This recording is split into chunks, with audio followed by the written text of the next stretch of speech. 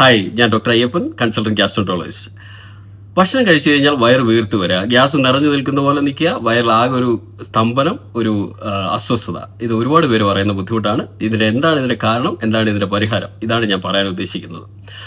ഏറ്റവും പ്രധാനപ്പെട്ട കാരണങ്ങളൊന്ന് മലബന്ധമാണ്. മലബന്ധമുള്ള ആളുകളിൽ ഈ ഒരു ബുദ്ധിമുട്ട് കൂടുതലായി കാണപ്പെടാറുണ്ട്. അതുകൊണ്ട് മലബന്ധത്തിന് പൂർണ്ണമായി രീതിയിലുള്ള കറക്റ്റ് ട്രീറ്റ്മെൻറ്റ് എടുക്കുകയാണെന്നുണ്ടെങ്കിൽ പലപ്പോഴും ഈ ഒരു ബുദ്ധിമുട്ട് കുറഞ്ഞതായി കാണുന്നുണ്ട്.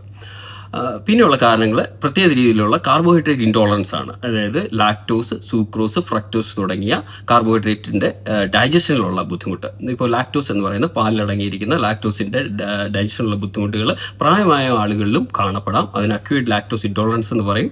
ഈ ഒരു പാലിൽ ഉള്ള ലാക്ടോസിൻ്റെ ഇൻടോളറൻസ് കാരണവും ഈ ഒരു അബ്ഡോമിനൽ ബ്ലോട്ടിംഗ് വരാം.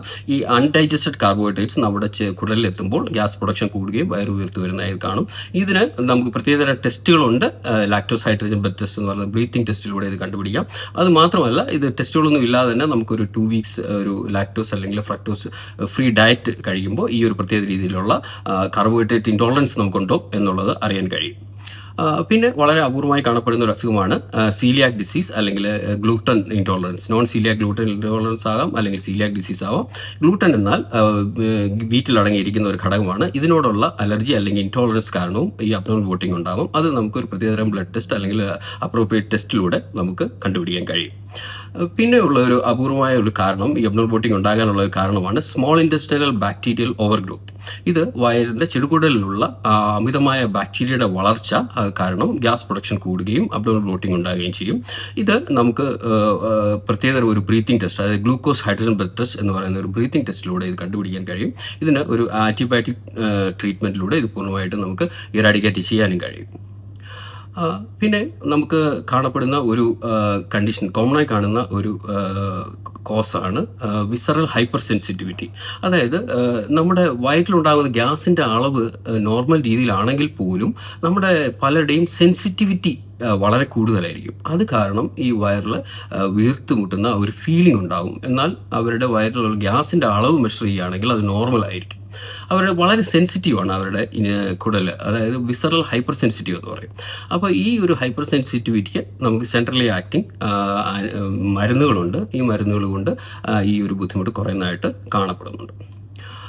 പിന്നെ ഒരു പ്രത്യേക ഒരു കാരണമാണ് അബ്ഡോമിനോ ഫ്രെനിക് ഡിസ്സൈനർജിയ എന്ന് പറയും. ഇതിന് നമ്മൾ നോർമലായിട്ട് ഒരാൾക്ക് വയറിൽ ഗ്യാസ് നിറയുമ്പോൾ അവരുടെ വയറിൻ്റെ മസിൽസ്, അതായത് അബ്ഡോമിനൽ മസിൽസ് കൺട്രാക്ട് ചെയ്യുകയും ചെസ്റ്റിനെയും വയറിനെയും സെപ്പറേറ്റ് ചെയ്യുന്ന ഡയഫ്രം എന്ന് പറയുന്ന ആ ഒരു മസ്കുലർ സ്ട്രക്ചർ റിലാക്സ് ചെയ്യുകയും ചെയ്യും.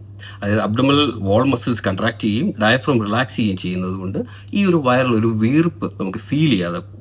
എന്നാൽ ഈ ഒരു അബ്ഡോമിനൽ ബ്ലോട്ടിംഗ് എന്ന് പറയുന്ന ബുദ്ധിമുട്ട് ഉള്ള ആളുകൾക്കാണെങ്കിൽ ഈ ഒരു പാരഡോക്സിക്കൽ റിയാക്ഷൻ സംഭവിക്കും. അതായത് അവരുടെ ഗ്യാസ് നിറയുമ്പോൾ അബ്ഡോമിനൽ വാൾ മസിൽസ് റിലാക്സ് ചെയ്യുകയും ഡയഫ്രം കൺട്രാക്ട് ചെയ്യുകയും ചെയ്യും. അപ്പോൾ വയറിങ്ങനെ വീർത്ത് വരുന്നതായിട്ടുള്ള ഫീലിംഗ് കൂടുതലായിട്ട് തോന്നും. ഈ ഒരു പാരഡോക്സിക്കൽ റിയാക്ഷൻ ആണ് അബ്ഡോമിനോ ഫ്രെനിക് ഡിസ്സൈനർജിയ എന്ന് പറയുന്നത്. ഇതിനൊരു പ്രത്യേകതരം ബയോ ഫീഡ്ബാക്ക് തെറാപ്പി ഉണ്ട്. ഈ ഒരു പ്രത്യേകതരം ഒരു ബയോ ഫീഡ്ബാക്ക് തെറാപ്പിയിലൂടെ ഈ ഒരു പ്രശ്നത്തിന് നമുക്ക് നല്ല രീതിയിൽ ആശ്വാസം ലഭിക്കുന്നതാണ്. അതുപോലെ തന്നെ പ്രധാനമായ ഒരു കാര്യമാണ് നമുക്ക് എന്തെങ്കിലും മാരകമായ അസുഖങ്ങളുടെ രോഗലക്ഷണങ്ങൾ ഉണ്ടോ എന്നുള്ളത് തിരിച്ചറിയുക എന്നുള്ളത്. അതുപോലെ രക്തം ഛർദ്ദിക്കുക, മലം കറുത്തു പോവുക, വെയിറ്റ് കുറയുക, വയറുവേദന കൂടിക്കൂടി വരിക, ബുദ്ധിമുട്ടുകൾ കൂടിക്കൂടി വരിക, അങ്ങനെയുള്ള എന്തെങ്കിലും കൂടുതലായിട്ടുള്ള ബുദ്ധിമുട്ടുകളുണ്ടെങ്കിൽ നമ്മൾ ഡോക്ടറെ കണ്ട് പരിശോധിക്കാൻ ശ്രദ്ധിക്കണം. Thank you.